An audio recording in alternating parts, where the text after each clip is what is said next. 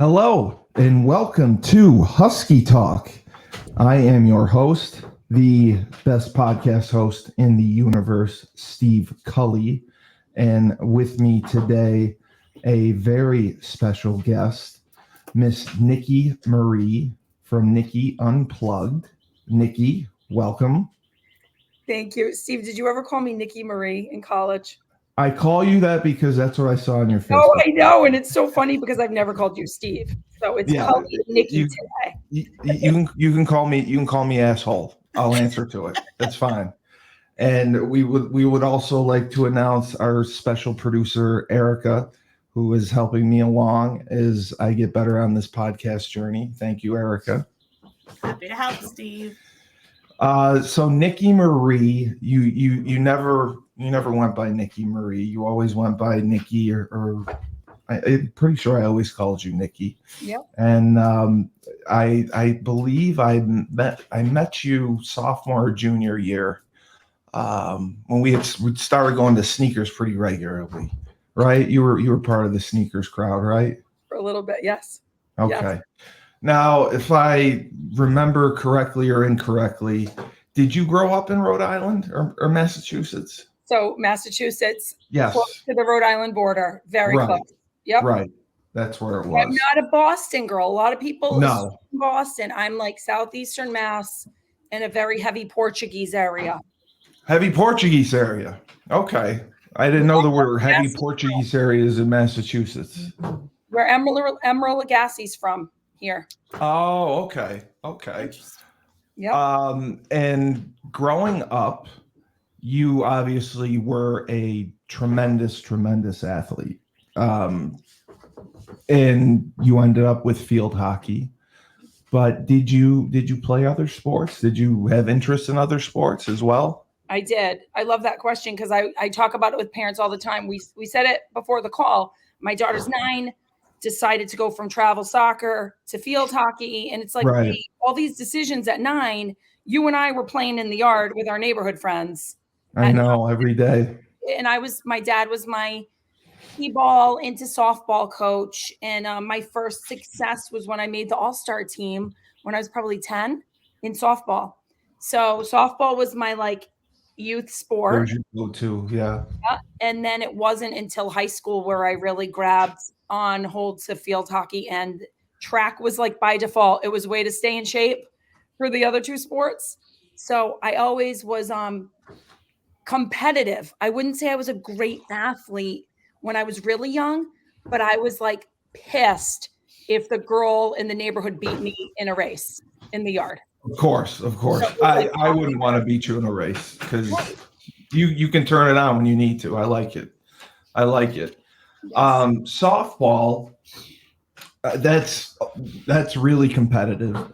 And did you play early on, talking 8, 9 years old? Yeah. So it started with t-ball, and then it went on to. Yeah. I mean, this is it's a story that I think I've tried to tell because it's important for parents of young kids and athletes to know. Yes. And it's important about the grit. I was the kid that made the all-star team in softball and had imposter syndrome at 10.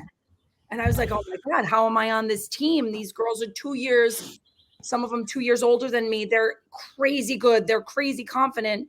And I sat the bench most of that 10-year-old year in all-stars, but it drove me to turn 11 and go, no, I'm doing this. I'm going to be as good as them. And that's what I think a lot of parents don't let their kids sort through today. So when you say imposter syndrome, are you saying imposter being that you didn't think you were good enough as an imposter? You've been on that team? Yeah, it's just, I still face that today. It's something that's been, I think a lot of what I notice is a lot of really competitive, really driven, successful people experience it where, wait, how did I make the team? How do I fit in? I'm not nearly as good as these girls, but there's other thing that coaches look at, right? It's not always just the best player. It's the spirit of the person, and it's the drive of the person, and knowing that person's a good component for the team. When you're a kid, you don't think like that. You just compare yourselves to others. No, A whole other reason why kids don't belong on social media, just by that example. Don't ever put them on it. Don't ever put them on it. Comparison. 100%. Of joy. Yeah. No, but you're right, and it takes everyone to make a good team, and you need people from all walks of life.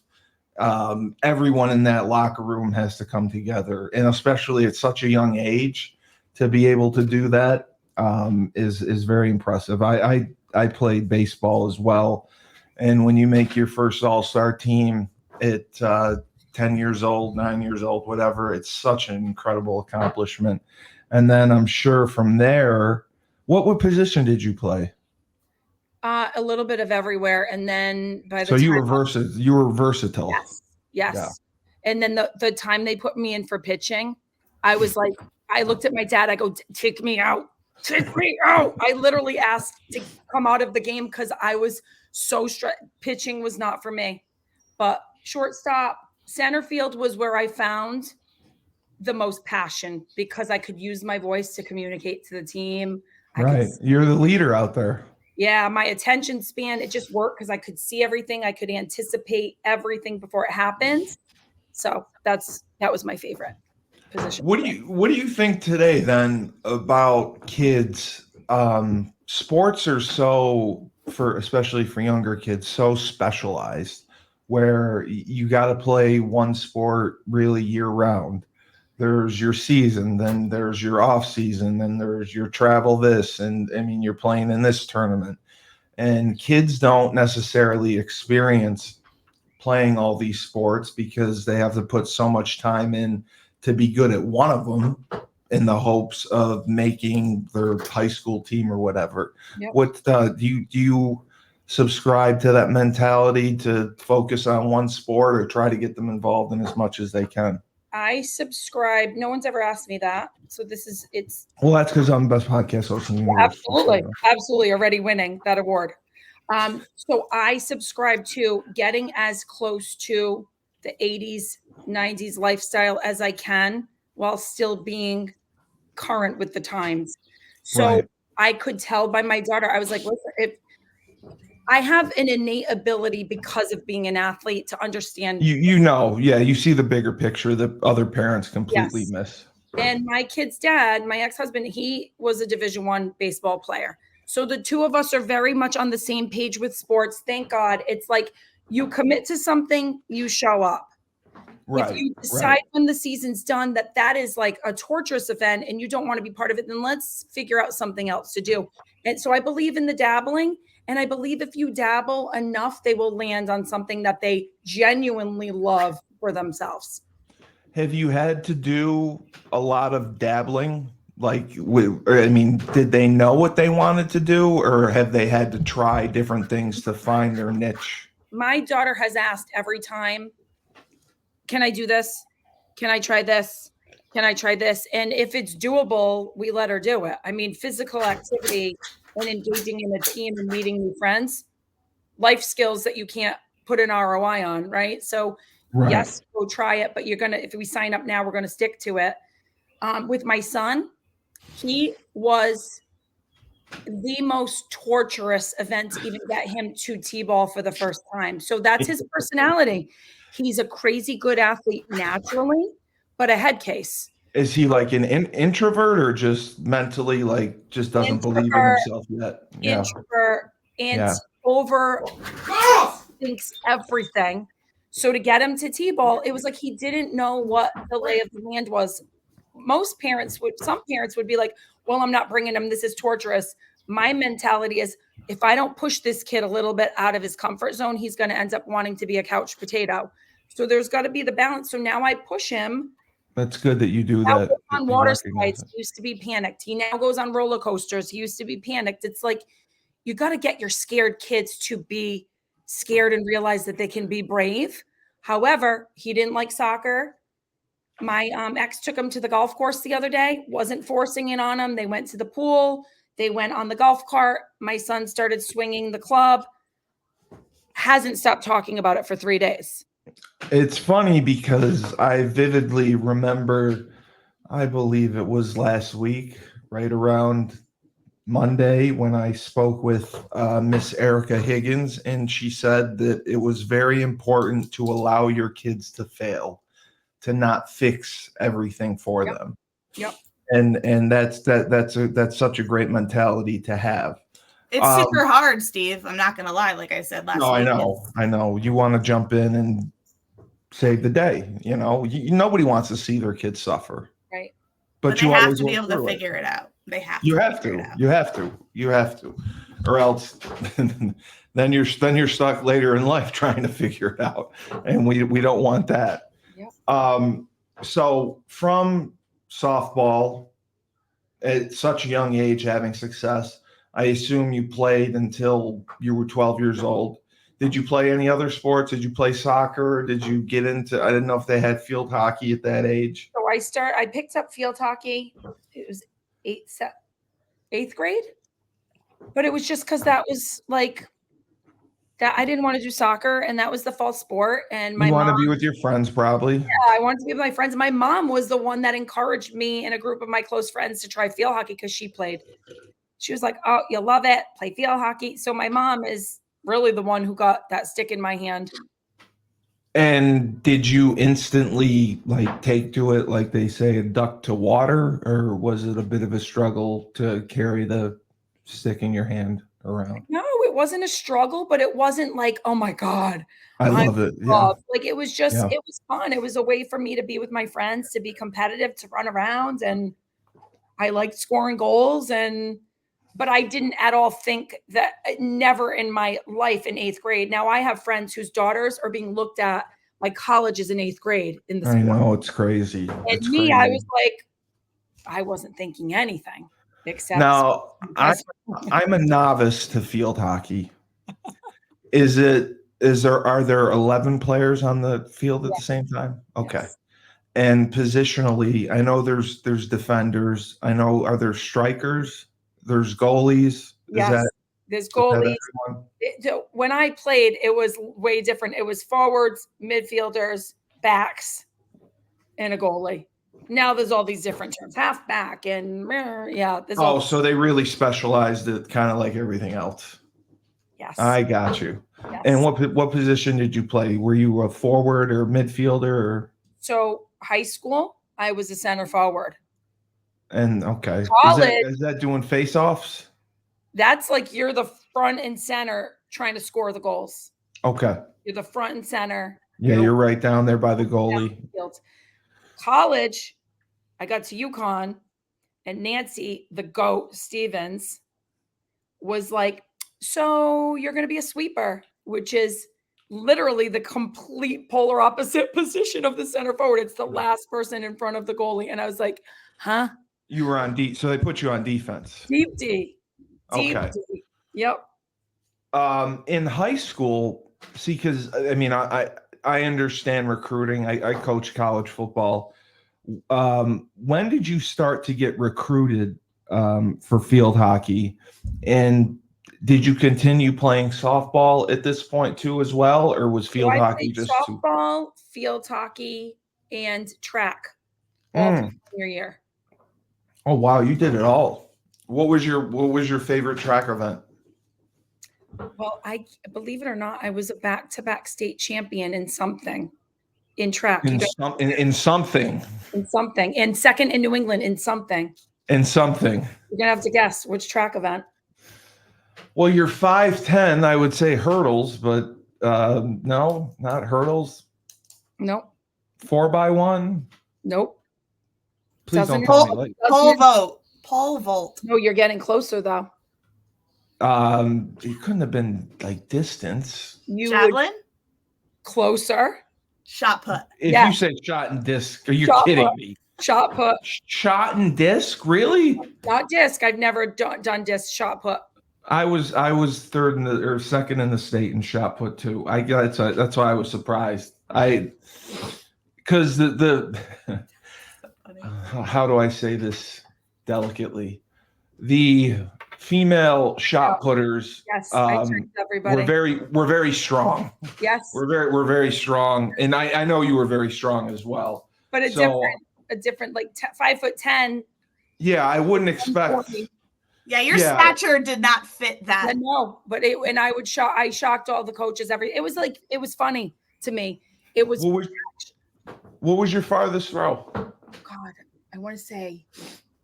Were you in the 40s? 42 something, 42 and change. Wow. And it was just, I drove everybody crazy because I would foul the first two throws. The first two. And my coach was like, Nicki, I can't with you. And then I would just launch the third. It like literally describes my whole life with like when the pressure's on, put this. You come through. Yeah. God. Did you do the spin or the glide when you did the shot? The glide. Okay, that's what I couldn't spin to save my life. And then it's funny.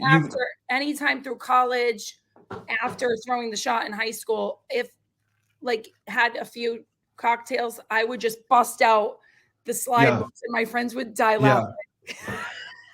It's funny too because most people do shot and disc, and you and I just did shot because I was too uncoordinated to spin and do disc, and you didn't do disc either.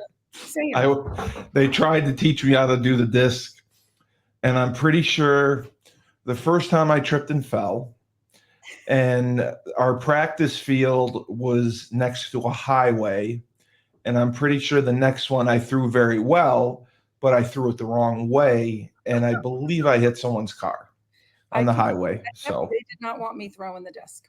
They did not want you throwing the disc. No. Did you do any other running events? I did running, but shot. So I did winter track. So shot was my way to get out of. Sorry, Coach Az. Love that man. It was my way to get out of all the running because my runners would just have to keep running the whole practice. I was like, I'm going to go inside and throw Shotput while you're all running in the snow. Oh, yeah. He had him running outside. This is the thing about that day. There was no even question. You're right. You're right. There were no question. There were no indoor facilities. You're right. I didn't even think about that. I would be like, if that were my daughter thinking back to the way of the world now, I'd be like, oh, they can't be. Like when it rains heavily for like a soccer practice, I'm like, oh, are they practicing in this? I'm like, remember where you came from, Nicki? Oh my God. They're soft now, Nicki. We're making them soft. We are. So are we parents. Oh, golly. Nicki, I'll tell you, I used to be a tough guy. I'll think I was a tough guy at UConn. Whenever it was cold, I always wore a short sleeve shirt. And then when I got into coaching and it would be cold out, I would have like 10 layers on. I'm like, I'm not being tough anymore. Who am I trying to prove to? I'm not tough. I just want to be warm and get through this. But I completely understand. What other events did you do for track? The 4x4 and the 300. You did the 4x4. Wow. Yeah. 4x4 is tough. Yeah. 4x4 is tough. What was your best split as a 4x4, and what position did you run? I often ran first. Oh, you let off. That's awesome. Sometimes last, but it was more first. And I did like a 59 was my. That's outstanding. But honestly, it helped me. That sport helped me so much in college. Yeah. We had to do the gauntlet in college. It was like I knew without having to look at a watch. I'd have teammates like looking at their watch to see their lap time in the mile. And I just knew where I needed to be. I needed to be at that 1 minute mark coming around the bend. 1 minute mark. 1 minute mark. So you must have been recruited for several sports. You must have been recruited for track, being a state champion. You were obviously recruited for field hockey. Softball was my best sport, then track, then field hockey. So you were the best, in your opinion, overall at softball. Yes. Okay. Wow. Again, imposter syndrome. When I got to UConn, I was like, in the field hockey field, I was like, what? No, I'm with you there. I felt the same way. But what schools recruited you? Oh gosh, it was University of Michigan, Michigan State, Penn State, Boston. You had all Big Ten schools. Wow. You say BC and Duke as well? No, not Duke. My grades were not. Oh, okay. The Boston college coach really wanted me badly, but then she was like, "You're going to have to take the SATs again." And I was like a brat. I was absolutely not the SATs. The SATs, thank God a lot of schools don't require them anymore. That was such a tough test. I think I took it. I took it twice and said no mas myself. I took it twice and I qualified on my second time. I don't think I would have taken it a third. That is not my genre of talent. Well, okay, to be fair, what does it test you on? It tests you on your vocabulary. It tests you on math equations nobody knows how to solve. I mean, it doesn't prepare you for college. Like, I don't understand how it's a money SAT maker, Steve. Really. Like, I know people have to make money. I get that. That's all it is a money maker because you have to pay. I used to say that all the time. You have to pay like $300 every time take you it every time. And you have to have the best of your math and the best of your English, and you can combine it. And I'll be honest with you, Nicki, I'm right there with you. I didn't break 1,000. So. Oh no, I didn't even come close to 1,000. I'll be honest, because it's like I found a way, and I think that's what's important. Is not all of our kids are going to have the easy in school ability. My son, really, school is really easy for him work wise. His teacher and I talked about it. She's like, "This is easy." It's not a challenge for him. My daughter, not the same. And so it's hard to be a kid who grew up with enough grit to know what I need to do to get by, what I need to do to keep everybody happy around me, my parents, my teachers, like, and that's what I hope my kids will have. Like, that's what I'm trying to teach them is I know this sucks, but get through this and, keep growing in these other areas. And it's not easy. Well, I think your experience, especially being an athlete, it takes, like the town I'm in, New Hartford. I am still the last person to play Division I football, and that was 25 years ago. Wow. So it's so rare to have. I don't know what it's like at your high school if you had a lot of D1 athletes, but we did not. So to have the fortitude to go on and play at that level, that teaches you something. Yeah. And then the educational part, that component comes with it. So, God, so softball and field hockey, you must have been recruited pretty heavily for. You were recruited by Big Ten schools in BC. Now, and all I know, every Massachusetts kid's dream is to go to BC. It was not apparently yours. No, you didn't want to go to BC? No, I didn't. Or because of the SAT thing? No, because I fell in love with UConn. You did? Okay. You asked a question earlier. I don't think I even answered it. When did I start getting recruited by UConn? Was the summer between my freshman and sophomore year in high school. My mom that early. Us to go to the UConn summer camp, the UConn field hockey summer camp. Oh, wow. Shipped us off. And I was there for fun to be with my friends. You stayed overnight? Stayed overnight. Yep. Stayed in oh my gosh, Hillside. I can't believe that's where I lived. Yes. Okay. Hilltop. Oh. You stayed hopefully not the 7th floor. No, but stayed at Hilltop. Okay. And good. I had a coach who was from the Netherlands, a Dutch guy, and I didn't know I was talented. So I'm paying it all back to like my mom getting the stick in my hand. And then this Dutch guy, Hupe was his name. And he told Nancy Stevens about me. He's like, there's this kid who's a freshman going into sophomore year. I don't even think the kid knows that she's got any talent at all. He's like, you should come see her. So Nancy came to one of the night games. And that's when she was like, shit, all right, here's this scrappy kid, scrappy athlete who doesn't even realize because she's never been on the under 16 national team, the under 19, like you weren't doing the travel teams. All the other kids that she mostly that she recruited were part of like the national system.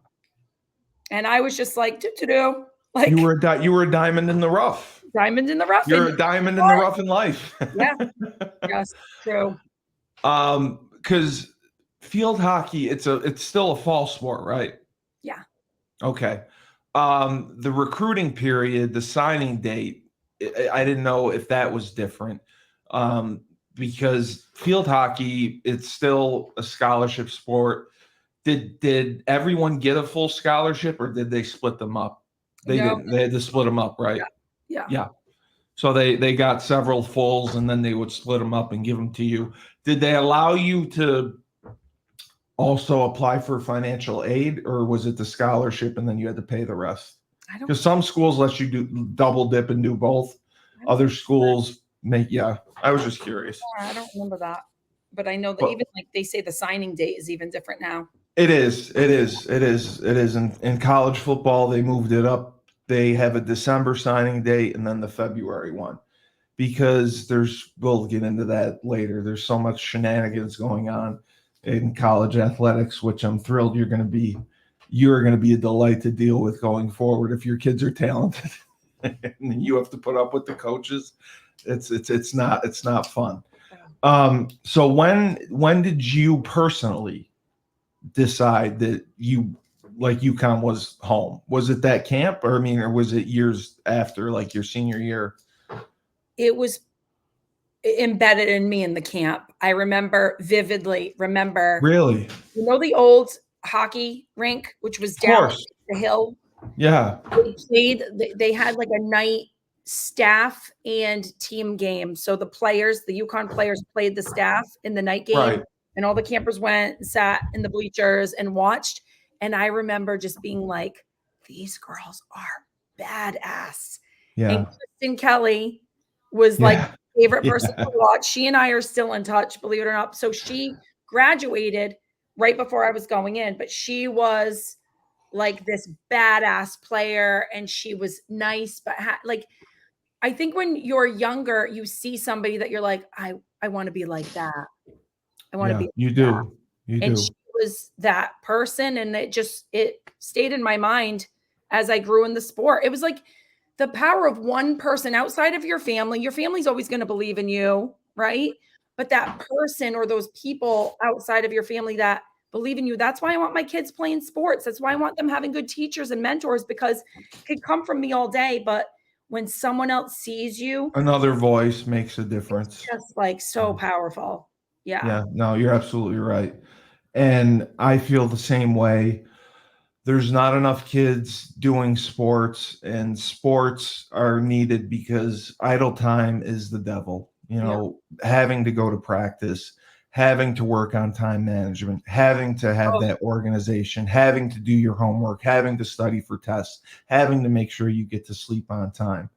All things that kids don't do, and sports at least forces you on that trajectory. Absolutely. And now without realizing it, I'm coaching my kids. I'm a parent, but I'm a coach of our house. I completely see that. Completely see that. Yeah. But it's like the kids won't know it now, but if they go off and they play for somebody, they're going to know how to play for a coach. Exactly. They'll be prepared. My mom's not the only one on my case for this, and this. No, they'll be prepared. Yeah. But my mom, they were actually high school officials. Barb Carrero.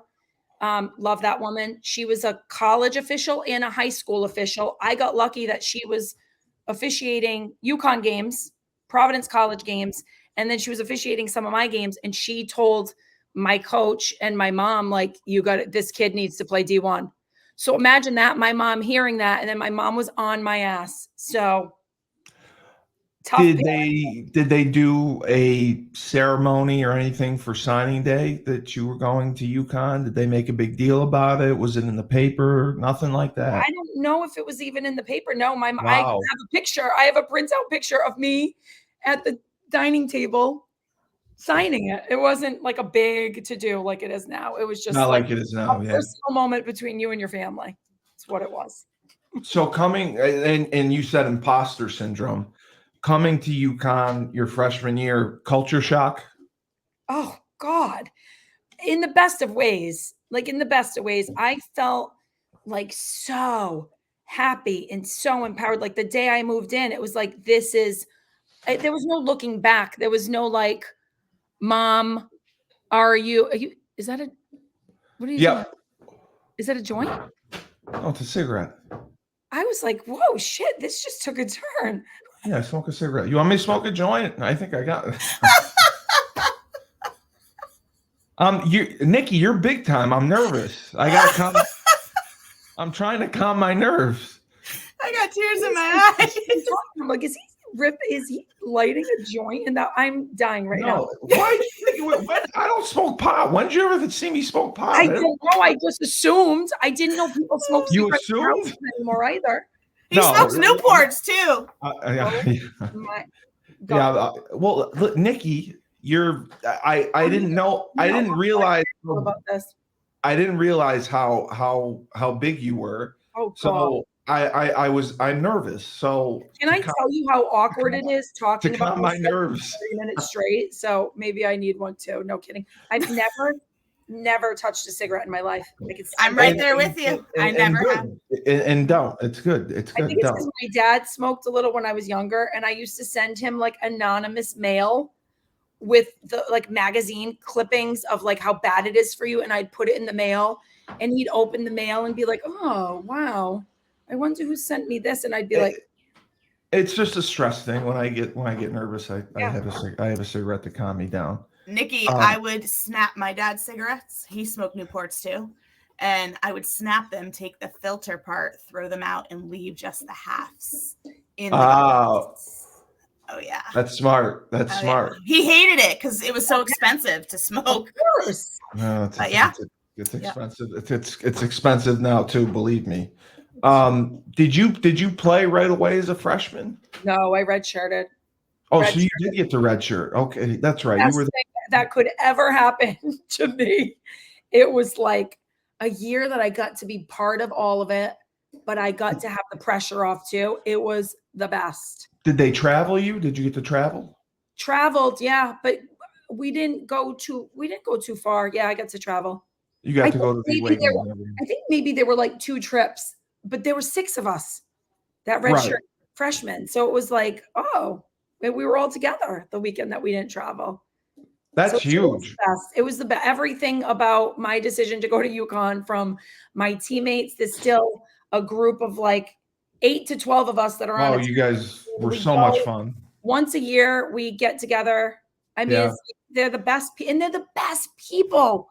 They are like really great, successful, amazing people. And I'm like, well, shouldn't we be researching this secret formula, right? Like, we're talking about all these things in psychology, and all these gurus are talking about how to raise strong kids. I'm like, shouldn't you take a group of UConn Husky athletes and just interview them? Because we got the secret sauce. I don't know what it is, but that's what the researchers should be looking at. No, they should. You're right. Because everyone and their mother has a TED Talk, and they're telling you how to raise their kids. And I think our group of friends and my group of friends, your group of friends, everyone has done an amazing job with their kids. There are no problem child. Right. And being a parent and looking at all this content online, I see you've got to stay on top of your accountability with your kids, and no means no. And then I'm like, when I look at, if you literally took all the players that I played field hockey with and all the players that I coached, over probably 200 players that I've coached in my coaching career, every single one of them has tremendous things about them, but no 2 of them came from the same family environment. Right. Exactly. It's like we're putting so much pressure on parents to do everything right. Yeah. And in the grand scheme of things, like, show up for your kids, be there in their toughest times, their best times. And I think that that's like the baseline. And you're the common denominator for a lot of that too. I mean, coaching so many kids and showing them the right way to do things, which they don't get. There's a lot of coaches who unfortunately have bad habits with what they do or how they teach, or they don't have patience. Right. And it's sad, especially around here, kids will end up leaving a sport early, or quitting a sport, or not wanting to be a part of it because of the coaching. And well, I chose the coach. That's huge too. Because kids will get recruited and they'll think, oh my God, I want to be part of this team. But it's just like having a teacher that isn't a good fit for you. They don't understand your learning ability. Like, I was Nancy's worst nightmare when it came to paying attention to a complicated drill. She'd be like, Nicki, run to the fucking scoreboard back, because I'd be in there giggling about something stupid that no one else noticed, and I couldn't stop laughing. But put me in a game with high pressure, and you're focused. Absolutely. Give me the ball. If you don't call my straight shot on a corner when it's on the line, I'm going to be pissed. So you like, read. That's a different kid. You redshirted, and then did you start after? Redshirt, and then my freshman year. No, it was my sophomore year. So sophomore, junior, senior. Yeah, because Rose Asplin was Rose was an All-American nasty sweeper who I watched everything she did when I was a freshman, both freshman years. And then I swear, just being a visual learner, that's what allowed me to get in there as a starter sophomore, junior, senior year and just crush it. That's when it clicked. And that the same thing with me, getting to watch the upperclassmen, how they handled themselves, how they played. I was a visual learner as well, because you can emulate what they're doing. You may not necessarily hear the instructions from the coach. You can hear them, but performing them is a completely different style. And I 100% agree with you. Did you take any other official visits besides UConn? You'll laugh. You're rolling your eyes at me. Yeah, no, I'm laughing because I don't even know if Nancy would remember the story, but Nancy, when she knows what she wants, she is like full court press. She's a bulldog. Okay. A bulldog. It was like, you are coming here, whether you like it or not. Right. And then it was like, I felt like it's like dating, right? I felt like I needed to play the field and play the game. And you get 5 of them. Yeah, absolutely. Well, listen, I was supposed to stay on an overnight at UMass Amherst. And there was a former high school player of mine who was going to be a senior there. So she was part of like the hosting, and it was like this big thing. And when I told Nancy I wanted to be open with her, because she called to like check in, and I was like, well, I'm going to UMass. She was so pissed. She lost her mind. She was like, you're not going there. You don't need to go there. So I canceled I was so afraid. That's okay. That's okay. It was probably the best bet. Like UMass Amherst was not for me. I was offered by UMass as well. I went to actually both UConn games when UConn played UMass at home, and then I went when they played at UMass, being recruited by UMass. I liked it there. But compared to UConn, no. I mean, UConn was just something special. It really was. Felt like, here's how I describe UConn: the feeling of being at a camp there, and then the feeling of going on a visit there. It felt like the word community. Like I just felt like I was going to be part of something. Yeah, it was an athlete school for sure. Boston and be part of the city of Boston. UConn felt about the people. It was. Here's your video right there. Just take that clip. It was. No, you're 100% right. It was about the people, and it was an athlete school, and that's what I learned later on. We all really supported each other. Yeah. We all came to watch each other play. Yes. And we all had study hall. We all had different coaches, different restrictions, but we all hung out together, and it really was a family. And I don't know that it was like that at other schools. I don't know if you went to Michigan, if they would have done that. Excited to go to the advisor building. We were in there all the time. Ruth was my advisor. Now it's Ellen and Alana. They were all like the newbies, and there was Bev Sims. You had Bev, God bless her. She always likes anything I post, which is hilarious. I had her for 1 year, and she still remembers everything about me. She doesn't age. That lady does not age. No, she doesn't. She looks amazing. Same. Yeah. We She should looks just absolutely open the amazing. podcast to lure people in. Just like, let's talk about Bev Sims because everybody knows her, loves her. She's like the mama goose away from home for everybody. And like she had to be. Yeah. But I had no right doing really well in academics. And I did because of like the support around it. And that's what I want for my daughter. That's what I want my kids to have. And it came through athletics. Yeah, I think the structure and the organization plays a big piece of it because you're forced to study at this time. You're forced to write your papers. You're forced to study for your tests. You're forced to see your tutor. You don't get all that academic support, at other places. You don't get it in high school necessarily. So it makes a huge difference. Right. You don't get it till you get your grades and then you're like, oh crap, what do I do? These people Before are like, it's too late. They're on top of it. It's too late. Oh yeah. And here's a tutor, Nicki, for statistics because you are just woof. So I'll tell you a quick story about my statistics class. I'm not a very smart person. I've accepted that. And stats wasn't my thing. I was awful in math. So I failed the first test miserably. I think I got like a 30. And then from there on out, I would have Chris Hill. If you remember Chris Hill. Chris Hill actually took my final and passed statistics for me. We sat next to each other and I passed him my test. The statute of limitations is passed. What are they going to do? What are they going to take away my degree? So I passed him my test. He did my test really fast.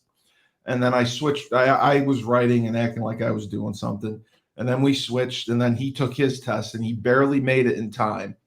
And he scored a better grade on my test than he did on his own. So I was very happy about that. But stats was tough. We all had to take. A lot of athletes can relate to that story. We all had to take psychology. We all had to take communications in those big lecture halls. It was not easy. It was not an easy curriculum. What was your major? Oh, listen, you'll love this. I went in going, what with my grades in my area of interest, because if I'm not interested, it's over. It's this, I'm not even giving an ounce of my brain to it. And I'm still that way. We talked about it with setting up my mic. I'm like, this doesn't interest me. Therefore, I'm not doing it. So I was like, I guess I'll be a teacher. I love kids. I'm really good with kids. Like I'm one of them. So I guess I'll be a teacher and a coach. So I'll go into education. When I found out that the classes were across campus, like far, like very far. Yes, it was. And it was at a 8 haul. a.m. And at 8 a.m. I was like, we're not doing that. That's not going to work. I was the same way. Yeah, no 8 a.m. classes. My earliest class had to be 9:30 a.m. start, or it wasn't happening. Yeah, it wasn't. What you weren't going to make. I switched over to HDFR. HDFR. Yes. Development Family Relations. That was the one. I should tell my kids that I'm actually an expert in human development family relations. They'd be like, the program doesn't exist anymore, which is great. Did you know that? Yeah, but everybody needs it. It was great. It was. No, it was. Believe me, that's information. That helped Ed tremendously. Ed used to brag about his HDF. It was HDFS and then HDFR. And Ed used to brag about it. And we used to call it, the two majors were HDFS or HDFR and sociology. We called it major and graduation. That's all it is. Football. They knew it. Every football they knew. Be in one of those or the other. Yeah. So I was a sociology major. I think I dated a few of those majors. Yes. Well, I wanted to do communications. And I had wanted to go to Syracuse, which has the Newhouse School, which is the best communications school in the country. I committed to UConn without even going on my official visit. I just committed because I wanted to play at the highest level of football. So when I got there and I said I wanted to major in communications, they said it's communication science. I said, okay, whatever, it's communications.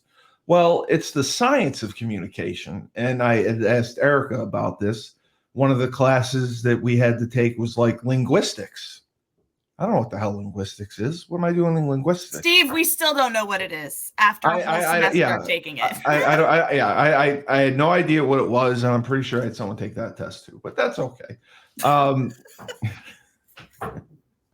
told you I'm not a smart guy. I'm not a smart guy. Yes, you are. You got to use what you can. You got to use what you can. So you were a 3-year starter. What were your best years? Was it your junior and senior year that took off, or? I still you asked me that and I got a pit in my stomach because I still have vivid dreams where I forgot my stick for a game. I do too. Or I had an injury and it fucked up my whole like junior or senior year. We could bleep that out. Sorry. I still have these dreams. And you can swear all you want. Did I miss practice or did I still think about my junior year and it stresses me out because I'm like, wow, how did I get through that? I had a bad shoulder injury. By the way, the shoulder's still beat to shit from it. Did you have to wear the brace on it? Oh God, yes. And Nancy is so restrictive. Nancy and you can't breathe. Oh my God, no. She'd be like, she would try to cheer me up and she'd be like, she started calling me Nickinator and that I would just all of a sudden, boom, the thing would like fly. Like it was. So anyway, my best year, I would say when I felt the most in my power in the sport was my senior year. I mean, we were 23-0 going into the Final Four. Yeah, you guys were incredible. We were #1 in the nation the entire season. And then you look at the year before that, and I would say that was a great year too. We went to a Final Four. We were really freaking good. You were always good, yeah. We got smoked by Princeton in the Final Four. And I remember that was the feeling I had of junior year. Successful people don't look at, we did all this stuff good, but then we got slaughtered in the Final Four. You're right. It was a no-brainer that we were going to win a national championship my senior year. And we didn't, and I still have nightmares about it. No, it's so disheartening. It was the same thing with us when we played Boston College my senior year. We thought we were going to go in and absolutely win, and we lost by like 6 points. So those losses are very, very hard. And for me, I was very difficult because my family would drive 3.5 hours, 4 hours to come to a game. If we lost, I would come out of the locker room. I would not say a word. I would get in the car. They would take me back to the Hilltop Apartments. And I would go in my room and smoke Marg Reds and drink Jack Daniels. And then they would take my friends out to dinner. They would take my roommates out to dinner. Yeah, that's what I did. And then my taken my head and put it in the car. Most would have. My father would like slip a $50 bill under the door for me. And then because they knew I was upset and I would never go out to dinner when we lost. But you would resurrect yourself late night at Husky's on those. Oh yeah, there was a resurrection. Sure. Yes, of course. But how much more do you appreciate your parents now? Oh my God, I owe them everything. Believe me, I owe them absolutely everything. Parents, you need to hear this. It all comes together. For what I have put them through, yes, I owe them absolutely everything. And yep, they came out every week, every home game. They flew to every away game. Sophomore, junior, senior year, they never missed a game. Yeah, so that's important to have. That is. What you majored in HDFS. You had 2 great years, and there's nothing really professional, right, for field hockey to go on and play. So then you had to start your career. And I just recall, didn't you work at Sandals for a little while? That's what I remembered. Okay. I remembered you worked at Sandals, and that's how you started. And I obviously our fun Newport trips were great. Yes. I love going to Newport. Oh my God. That was your place, right? That was my place. Me and a few roommates on. Oh my God. It was unbelievable. Best summers ever. So I think there's a story though we need to talk about. Yeah, there's so I worked at the ABC, which like now Newport people are like, because we missed the ABC. It was the Atlantic Beach Club. It was the place where everyone partied during the day, right on the beach, live music. Yep. So that's where I worked, and I would make like $1,600 in cash a weekend. I can imagine. Like 21 years old, and you're like, okay. I'm rolling. Yeah, that was just so fun. And then I'd go out every night of the week when we lived there. Literally, we had guests over all the time sleeping. He would be sleeping on our roof, on the floor. Like, you remember. But I remember. I need to know if you remember this. Do you remember what song you sang to me? And I have it on video somewhere. If I could get this video. Well, it would either be a Backstreet Boys song, Michelle Branch, Jewel. I'm not. Jewel. It was Jewel. Yeah, Jewel was my go-to. Jewel was. I mean, I have the voice of an angel. Gaming in my living room, and it was like the house that Jack built because the floors were like crooked because it was one of those really old houses with the tiny entranceways and everything. And you were just standing up near the TV. We're all sitting around with our drinks in our hand, and you just belted out Foolish Games. I did. That's my go-to, and I'll take pictures. I still have pictures from that trip. I have so many pictures from that trip. You have to bust those out. I will. When I find them, I will definitely send them to you. Because if you remember, I brought a friend of mine. His name was Rich. He went to Providence College. So he came with me. He's probably on my videos somewhere. And I recall coming back from the bar, we almost got in trouble because we went to the cemetery behind your place and we're trying to lift graves out.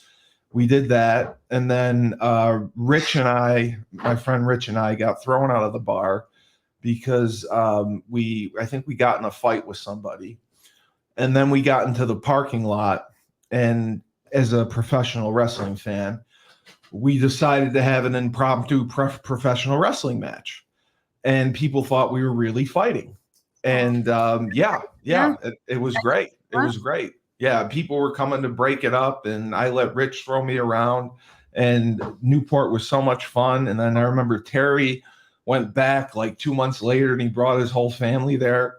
Newport was wonderful. I didn't know. So you went multiple years in Newport.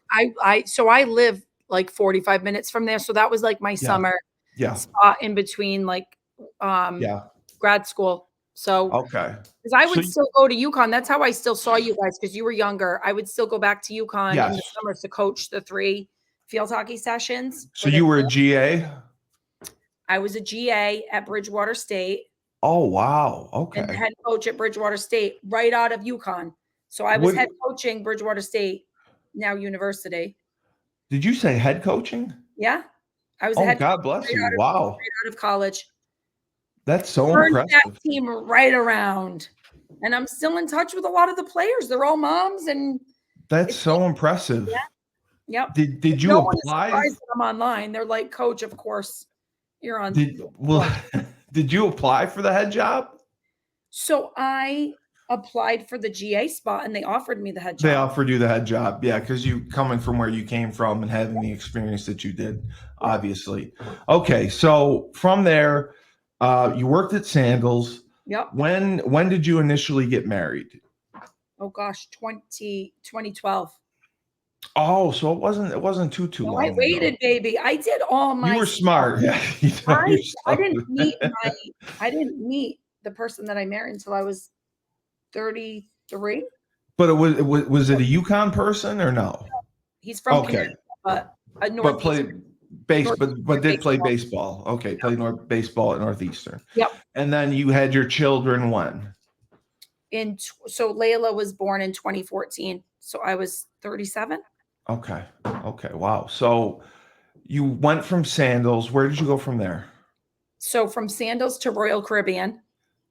So you liked the travel industry somewhat. I had the life. Like I know you did. I could tell my daughter to just get through school, and then I will tee you up with some awesome jobs that you will just thrive in, because it's all about being a people person.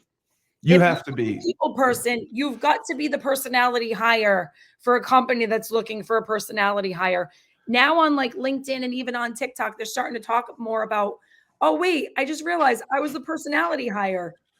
Yes. Well, you are for being a personality hire. You are a big personality. You are a fun personality. So I can absolutely see that. So Royal Caribbean, how long did you stay there? I was there for 6 years. Now, were you one of those people, like I know certain girls when they're 7 years old dream of walking down the aisle and getting married and, with the white dress and everyone around them. Was that you? Were you one of those people who were dreaming of your wedding day at an early age? Yes, but it was less about, it's funny how it plays out. I'm a huge law of attraction person and like I've manifested everything in my life. Good energy and all that. Yeah. I don't use the term, but like I have a very powerful brain and the stuff that I think up happens. And so when I think back to the dream, it was definitely to be a mother, definitely to You always wanted to be a mom. Oh yeah. That was never a question. Yes. And it was more about the feeling of like togetherness for me. There was no picture of me and a man and 2 kids. It was just the feeling of like family being around. Sure. That's always been my thing. My grandparents were my entire world, like the 4 of them and the neighborhoods that I was like part of through them and the way my family out of divorce like raised me. Right. Like dreaming. And all I wanted was to take that divorce and everything I learned from my parents' divorce and just like make it right for my own family. Exactly. And that's a great mentality to have. Where did you go from Royal Caribbean? Because you went somewhere else. Alex and Ani. Yes. I don't know what that is because I'm a guy and it was the fastest growing jewelry company in the history of retail. Oh, can I show you something? I'll show you this. I have a girl I may or may not be seeing, and I got her this, and she despised it. I just wanted to show it to you. Erika's getting it. Can you tell what it is? Is it a peacock? It's a peacock. Yeah. It's a peacock. She doesn't want it. She doesn't want it. What's the peacock mean? Why did you want the peacock for her? No, I just thought it looked pretty. I kind of missed that. That was a big miss. Swing and a miss on that one. Cute, but you know why? You know what Alex and Ani did? Speaking of jewelry, they would have taken that peacock and they would have made some big symbolism card that was all. Oh, I got you. The peacock, and then she'd love the peacock because she'd be like, "Oh my God, you got me the peacock," because it means powerful woman who is majestically going to walk into anything she wants to do in life. Universe. And like, thank you for validating the peacock, because I had Erika validate the peacock as well. Erika's getting the peacock because she said it was so pretty. And but I also said give it to your mother, and your mother's like, I don't want the peacock. I had my mother validate she hates the peacock too, and I'm happy that he's going to have a home. That's all I wanted was for him to have a home. So how long were you? Hold on. I'm going to change everybody's mind. While representing different meanings to different cultures, the peacock, with its unique beauty, makes it a handy symbol for power, strength, confidence, and divinity. And it was used by most monarchs throughout history because they wanted to be associated with the symbol. Because of everything you just described. Wow. That's incredible. Right there on the Google.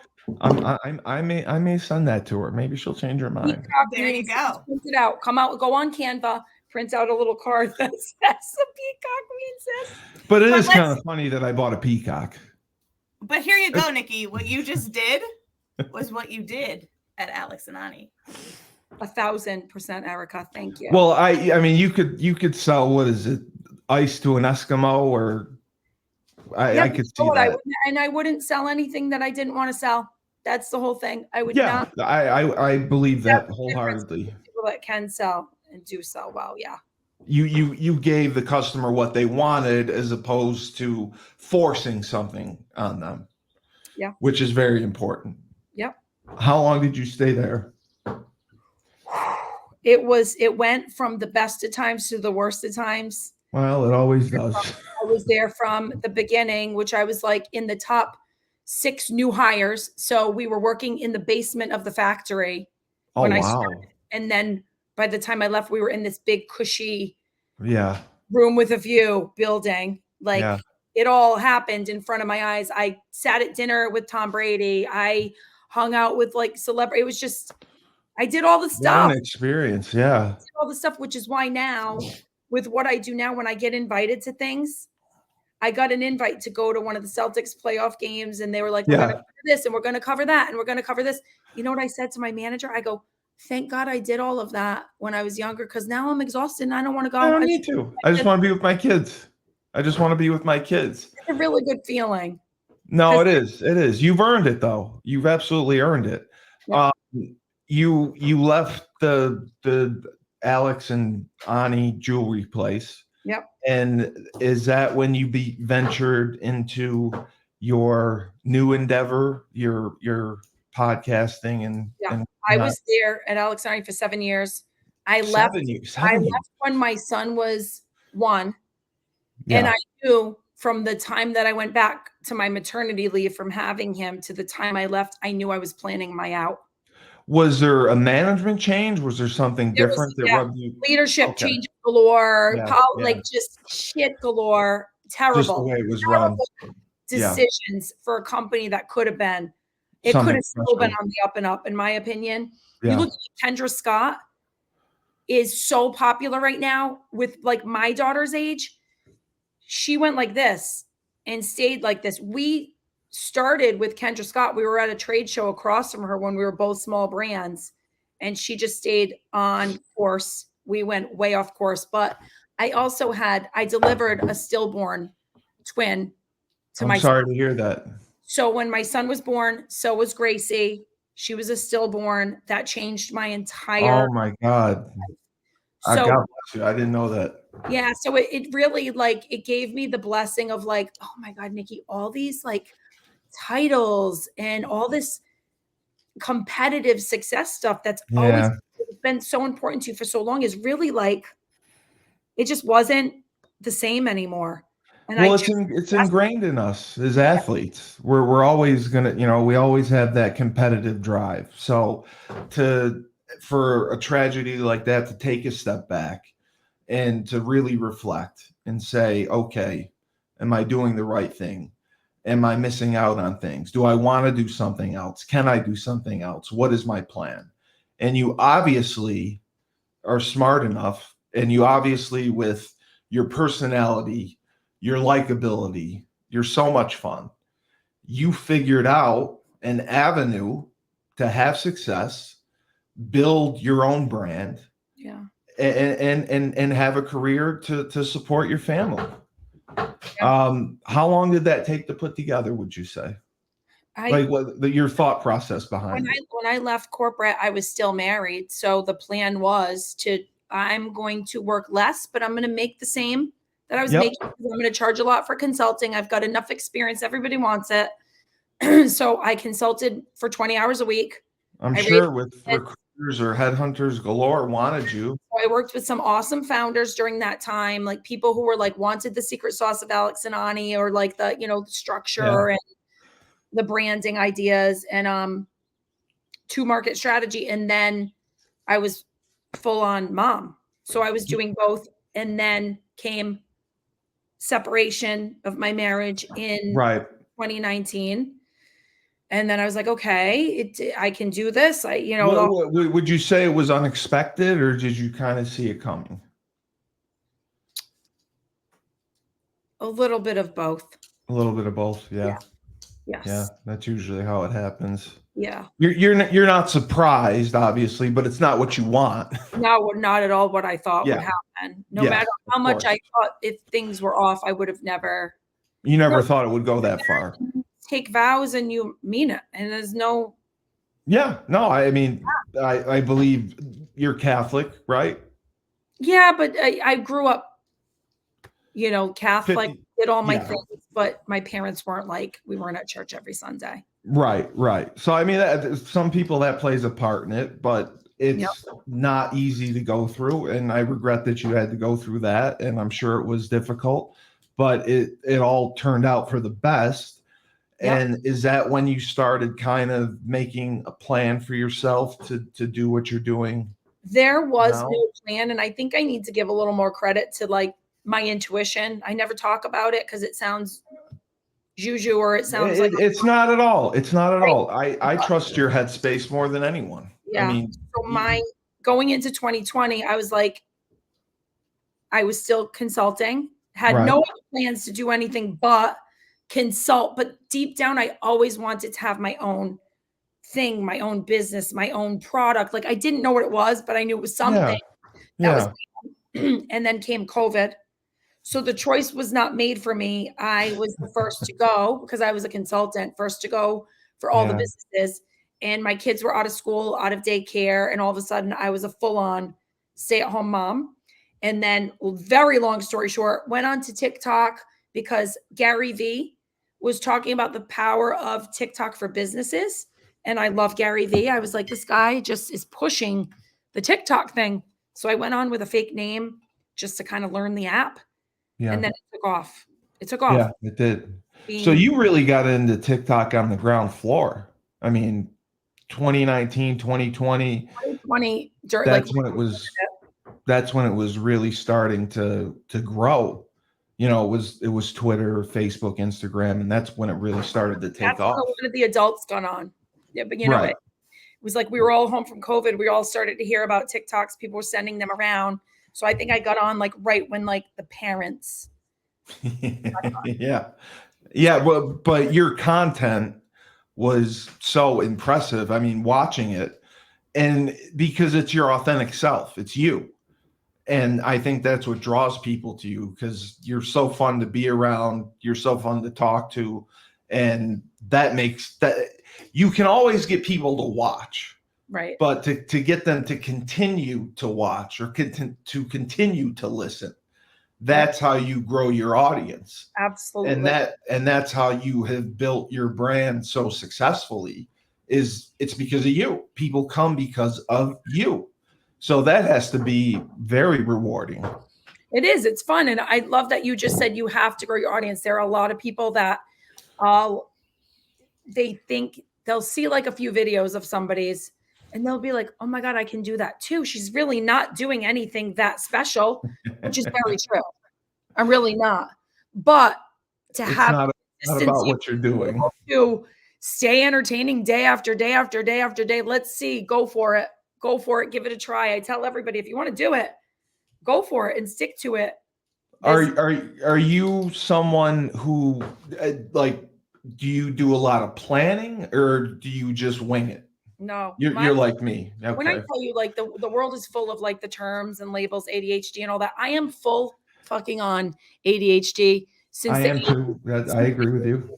Right? Like the hose water did something. And I don't have the ability to plan really well. And I finally found something that I could do where you don't have to plan really well. No, you just press a button.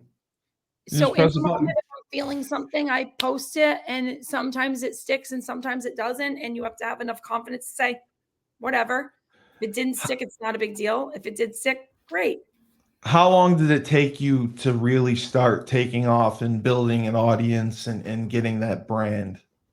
I'm going to use TikTok as an example of like being completely gaslighted by like a manipulative boyfriend. Okay. So TikTok is the manipulative, gaslighting boyfriend who is going to love bomb you. So TikTok love bombs you. People can get onto TikTok and go viral and be like, oh my God, I made it. A content creator. This is amazing. I'm going to do this. And it just lures you into the app so that you want to spend more time there. Right. And then eventually it's like, you've had enough shine. I'm going to go over here to my new girlfriend. And you're going to be sitting there like, well, wait, what? Why am I not getting the views that I used to get? Or why am I? So anyway, there's that. Instagram is my favorite.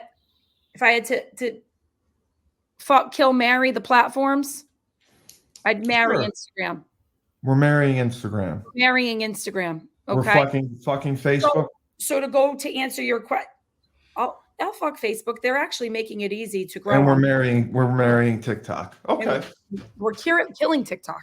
We're killing TikTok. Okay. We're marrying Instagram. Okay, I got that back. All right. Instagram is the better platform in your opinion now. Personally, for what I do, it is because it allows me to post a reel, to tell a story, which is like the behind the curtain. I'll give you branding tips right now, Cully. How much is your consulting fee? Right. It's right now. Cause I say no to consulting, which is another powerful thing I've done, because when I do something, I go all in, and I need to I know. I appreciate it. Instagram is where you post your reels. That is for like, hi, you've never seen me before video, right? It's your first impression. Your Instagram stories are behind the curtain of that video. Okay. So that's how I talk to it every day. Is I just posted something yesterday about how powerful it was to use a power washer. Power washer. Yeah, I saw that. But then I'll go behind the scenes and I'll talk about the power washer again, but almost like you're on FaceTime with me. Right. So that's how I talk to my IG story. The people can follow the story. TikTok, you don't get to follow the whole. It's the one-off. You keep scrolling. Yeah. You don't care about the person. Nicki, can I just say one thing as a mom? Yeah. And as somebody who knew you, obviously pretended to be you for many years. They didn't get that though. She had my fake ID. Oh yeah, I used her fake ID at UConn for a couple of years. Amazing. It was great. I used to have it all memorized. It's out of the brain now. But as a mom and listening to you every day and knowing you as a person, right? And having washed your uniforms since I worked for the athletic department and doing all that fun stuff, what you bring to us, and I see a bunch of my friends that follow you, and I'm like, wait, I know her. What you bring to us is reassurance, is validation, is it's okay to fuck up because you get another chance to wake up the next day and try again to be the best version of the mom that you are. You are real when it comes to relationships. You are real when it comes to, I'm not joking you, last night I got my husband a power washer for Father's Day. It's still in the box. I was ready to break that puppy out because behind me, I don't know if you guys can see this, my furniture's out there. It looks, okay. Oh no, I need my cushions washed. I was ready to buy new cushions. I'm not doing it now. So things like that, I don't know if you know how much those small, and they might seem small to you. To you, they might seem, it is so real to listen to you every day. I'm in between calls, right? I'm on watching Nicki Marie and listening to you. You're almost my motivation throughout the day to be like, it's okay to not be perfect. And I think that you need to hear that from somebody who, we're not best friends. We haven't seen each other in 20 something years. You barely knew me, but at the same time, like, you're influencing so many people on a real level. It's not neck cream, right? I'm not on TikTok learning about neck cream and buying neck cream. I'm not, buying the next, right? I'm not buying the next best thing. I am buying into you as a real human that cares about other humans. And you don't get that anymore. You really don't get that anymore. So I needed to make sure that you understood, because again, I follow you, but you're in my life. And you might not know that you're in my life. So I needed you to know that you went from having so much loss, and you did have other losses, and you lost your marriage and you lost your career from that standpoint because you made Alex and Ani what it was. You had a lot of grief that you were dealing with. And depending on how you look at that grief, look at you now. Like, this is awesome. You are doing...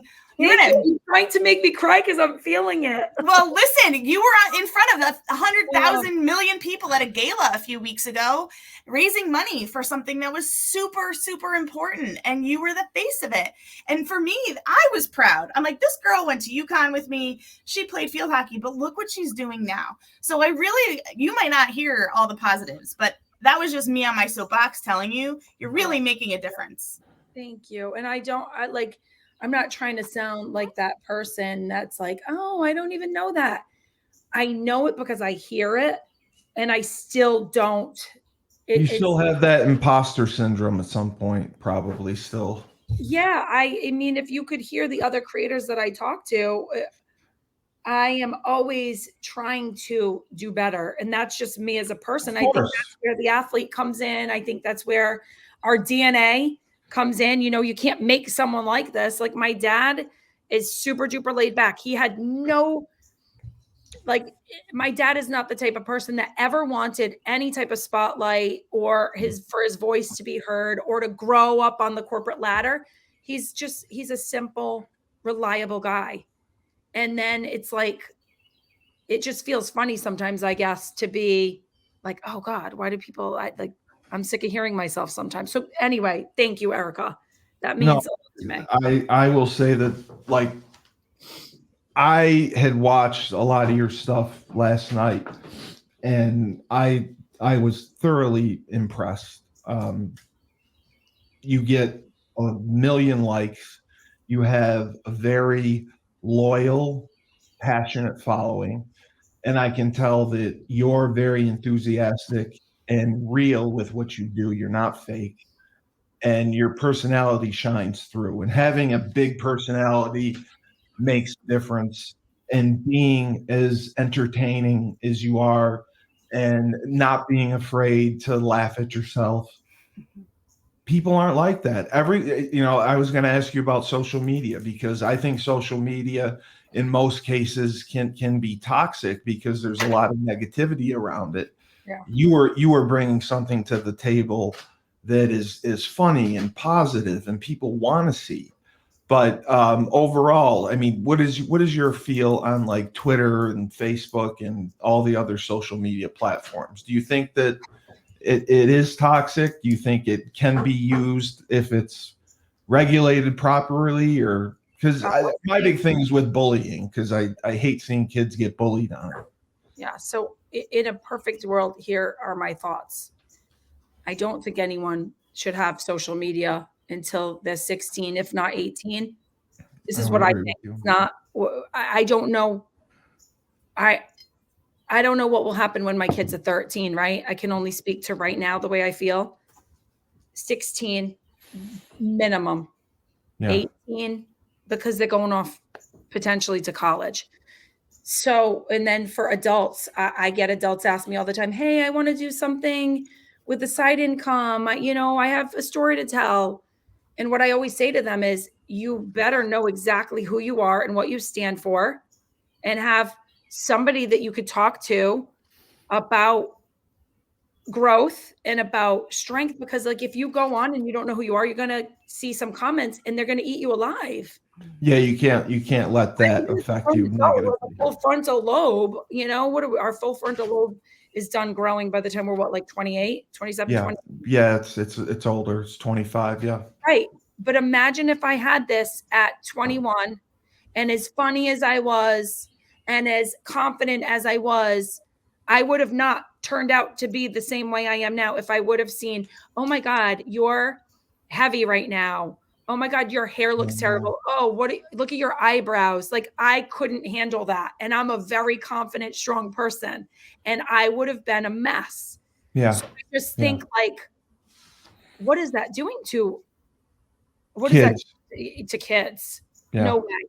No way. I'll see sometimes, like, I'll post some stuff on YouTube, and the YouTube audience is not the audience that knows me. So they'll see like a one-off YouTube short, and some of the comments are like, oh, why don't you try to get your kids off electronics and try being a parent? And all I can think about is I can brush that off, because the least of my concerns is how I am as a parent. But if my kids read that, if my kids are on YouTube short and they see a video of mine and they read the comments about mom, I don't think I've ever heard anyone on social talking about that.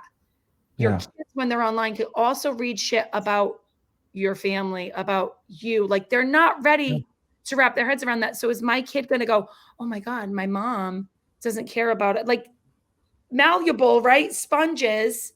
Yes, they pick up everything. Who are running their families they're making money off of their kids for being YouTubers. I just think in 10 years we're going to be looking at some stuff that's not great. You got to watch there was a documentary on Netflix about TikTok, and did you see it? It's the #1 rated. I was going to start it last night, but I was too tired. It looks pretty interesting. It's about 2 girls. And it blows my mind. It blows my mind. It blows my mind. Yeah, it was it was about religion, but an Asian guy who brought people in to do TikTok videos, and he was like keeping all the money, and he cut them off from their families. It was just, I was blown away by it. The thing that parents, because there's a lot of parents that don't live in this world, right? So I don't judge them. I try to look at it like, oh, I know all of this because this is the world I live in. They don't. They're at work every day, and they're, trying to get by with making dinner and getting kids to sports. And some kids at a very young age have social media, which is the worst thing ever. It's just not needed. Get the word out without parent shaming, because like we're shamed about ingredients in our food.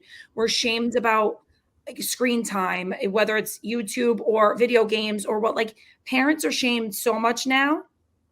But I was shamed the opposite way, Nicki. My oldest was the last one of his friends to get a phone going.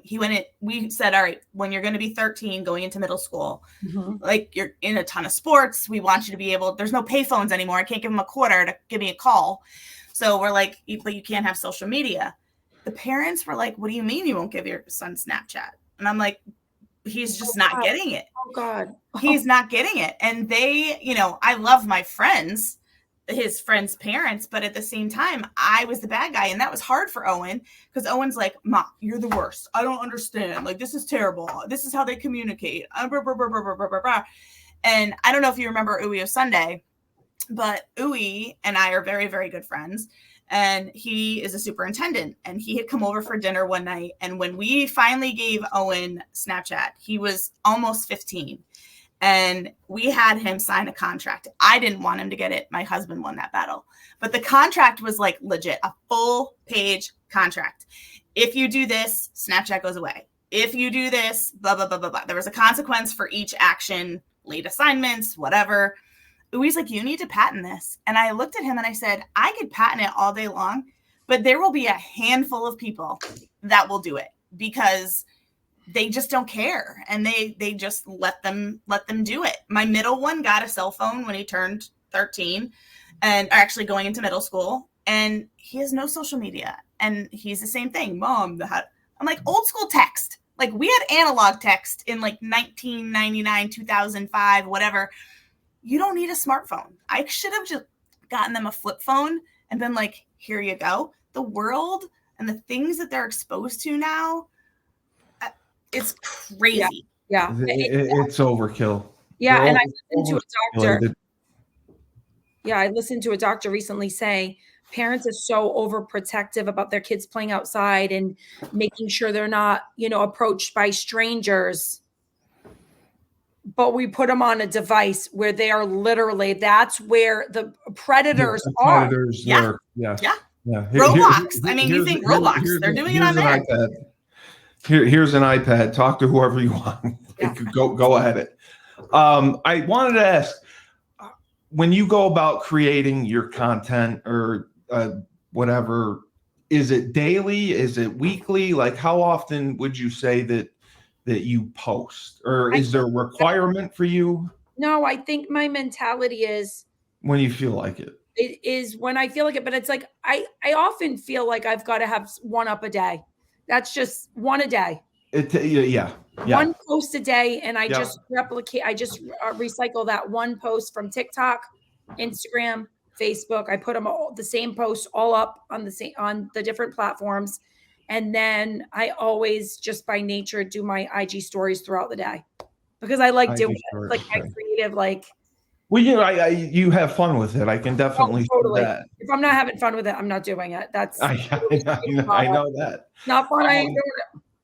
I did want to ask, because you are divorced now and dating is a little bit different. How has your experience been in that realm? I keep that totally private. That's okay. You don't have to answer. No, I keep it totally private. That's something that I'm not willing to put public because it's weird for my kids. It's different. Yeah, I know it's different when you have kids. You don't want them to hear that stuff.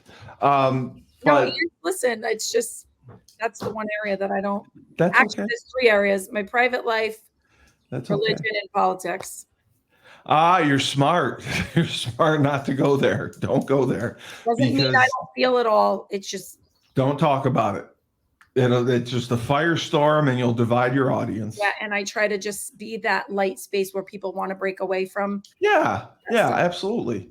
Yeah. How long did it take for you to get management? And what does your management company actually help you with branding, with getting you sponsors, that sort of thing? So my management, I picked up a manager in 2022. I picked up my first manager, and they got me a bunch of brand deals on TikTok and a bunch of brand deals on IG stories. Okay. Then I left there, and my brother is a part of a really big agency in LA. Oh, wow. Up did they pick me up? I want to say like June, like a year ago. So that's a big deal. That's a really big deal that they picked you up. Yeah. As a content creator, as an influencer. Manage my like branding or it's not my content day to day. It's just the brand's side. They don't tell you creatively what to do. You have creative freedom. Right. So, but they keep me on track for brand deals. So for example, Lowe's came to them before the holidays and was like, we want Nicki Marie to do a Lowe's post. Here's the budget. Here are the initiatives. Here's what we want to focus on. And then you get the creative brief and you do what's on the brief and you submit it. And you either have to make modifications to the video or get the posting requirements and do it. So it's fun. Like it's fun. It feels like I've taken all the things I know from like being an executive level person in a brand and knowing what the brand wants to hear and what their deliverables are. And now it's like, now I'm becoming part of the commercial for them. Okay. For someone like myself who really kind of fell into this and had no idea what he was doing, what advice would you give to myself as far as to try to get this thing going and getting a little bit bigger? All right, I'll give you 3 things. 1, don't smoke cigarettes. You can smoke. You could be you. Be you. That's the first thing. Be unapologetic. I just wanted to see your reaction. No, be yourself. So you actually helped me with 1. Show off exactly how you are without the worry about who am I gonna this and who am I gonna that. And your rules, like I already said, my rules are I'm not going to talk about my private life. Very smart. Yeah. I mean, there are influencers all the time that are like, oh, here's the soft launch of my like boyfriend. Because then when it's fun, we're all awkward for you. We all feel awkward for you. Just stop. We do. Yeah. So just have the rules for yourself as you're being you, but there's rules. You stay within a framework. Okay. Stay within the framework, stay within the rules. Keep showing up because practice is practice, just like it was in football. Yep. Just practicing the art. And then 3, I guess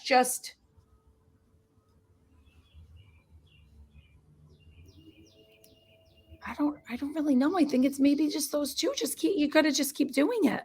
And then you'll eventually build an audience. Yeah, if it's something like measurable, it would be to find out where people are falling off, right? I don't know about podcast analytics, but I know if I were really smart, here's what I would do. Maybe I should take a taste. And you are really smart. But I don't do this though. But I should go into TikTok and be like, well, this video didn't do well. Where did people drop off?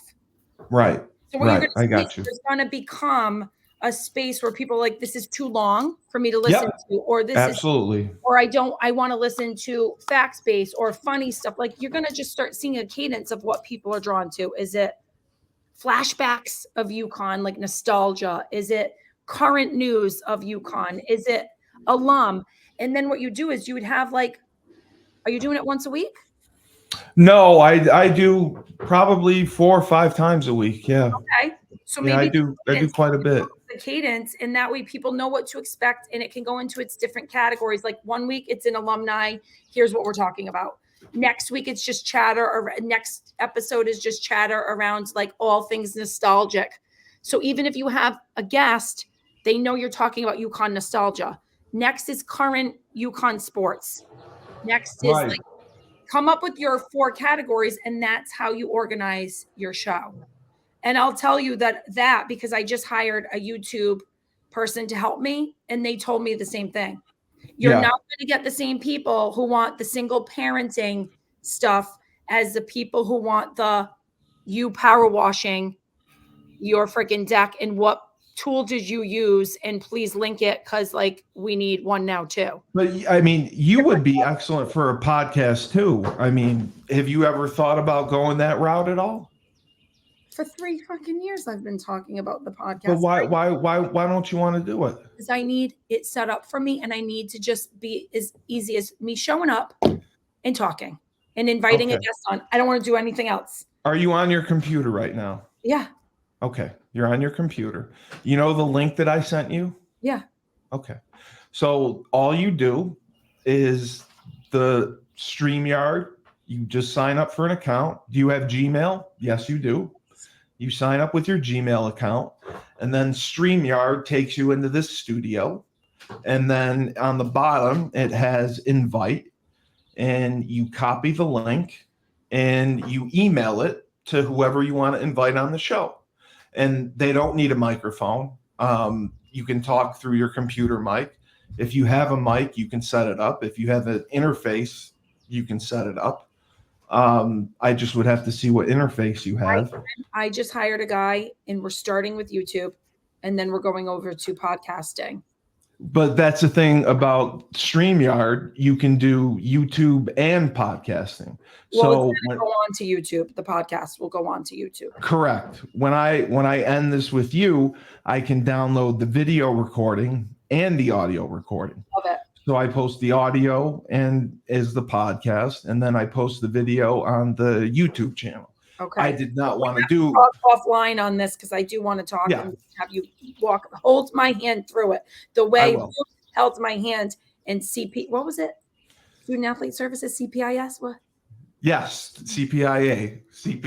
Oh, yes, you got it right. You got it right. But I thank you so much for coming on and doing this for me. It was very, very thoughtful, very kind, because I am just starting out.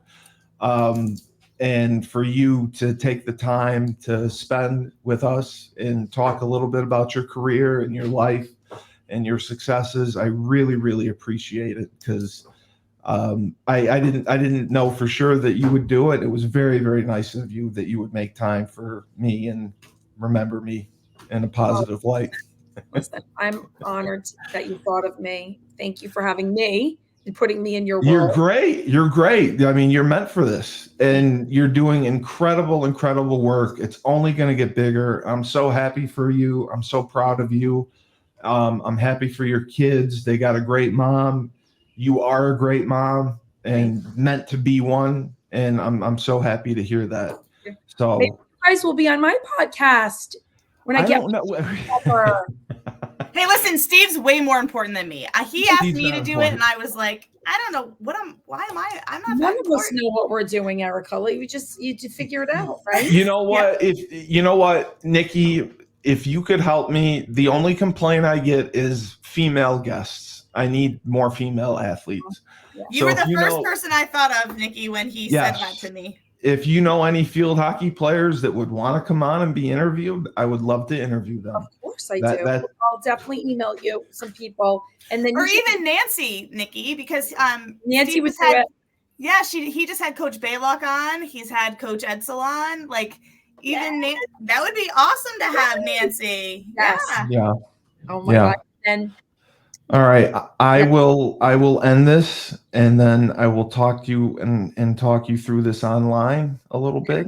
All right. But wait, you have to say before you end it. Can you just give us a line out of Jewel? You have to. She wanted you to sing. I have to.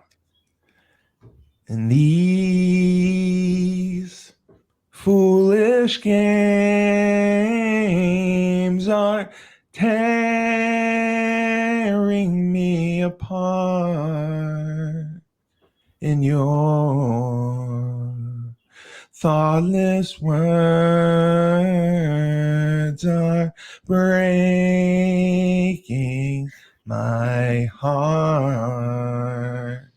You I don't want to cry because we're young again. That reminded me of like how much freaking fun we all used to have together. Like I literally got choked up. I'm laughing and choked up at the same time because we laughed so hard. All right. Well, Erika, your next mission, I told you about the lake house. If you can invite Nicki Marie and her children and they want to come, you guys can all come. Well, and her kids and my kids would get along great. So yeah. You can work out a weekend. You guys can all come and it'll be a lot of fun. So fun. All right. So I have a little tagline before I sign off. Miss Nicki Marie, thank you so much for doing this and enlightening me and giving me some nice tips and ideas to help me keep this going and grow my brand, I guess. And Erika Higgins for making this all happen. My lovely producer who is going to be getting a peacock in the mail shortly. I don't know. I think you need to use Nicki's tagline and try to sell it to Kelly. No, you're getting the peacock. You have earned the peacock. You have earned the peacock. You're getting the peacock. I'm very excited. So, Nicki and Erika, remember, when life gives you lemons, don't make lemonade. Take 2 oranges and throw them back at life.